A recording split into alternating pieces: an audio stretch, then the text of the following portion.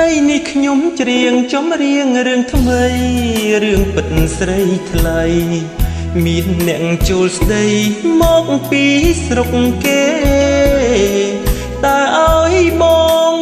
គិតយ៉ាងណាទៅមៀងមេអូនសម្រេចចិត្តជ្រឹងគេឬមៀងមេអូនតាមបងតែបើតាមបងនួនល្អងត្រូវគិតបងគ្មានសម្បត្តិស្ដុកស្ដំសម្រាប់កប់គុណអូនទេគ្មានគ្រប់យ៉ាងគេឈ្មោះយងសាំងផងដែរបងមានតែភក្តីស្នេហ៍ជូនទៅមានមេត្តាម្នាក់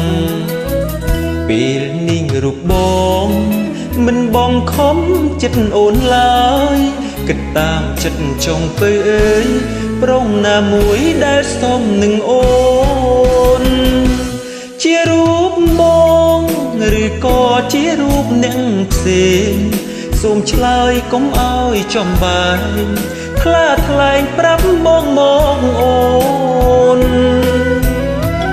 ទឹកភ្នែកបងពិតស្រង់ហូរគ្មានលហើយបើសិនមានស្នេហ៍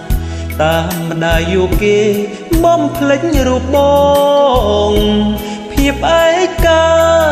នឹងចូលប្រហាចិត្តបង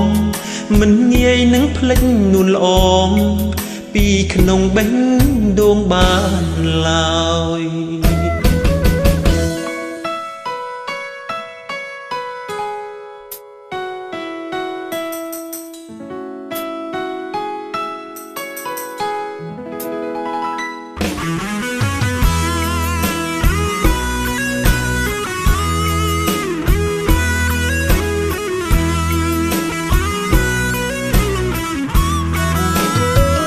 ពេលนิ่งរូបប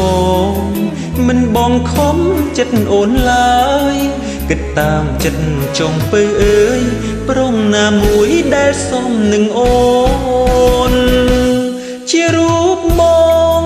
ឬក៏ជារូបអ្នកផ្សេងសូមឆ្លើយកុំឲ្យចំបាយថ្លាថ្លែងប្រាប់បងមកអូនទឹកភ្នែកបងពិតស្រង់ហូរគ្មានលហើ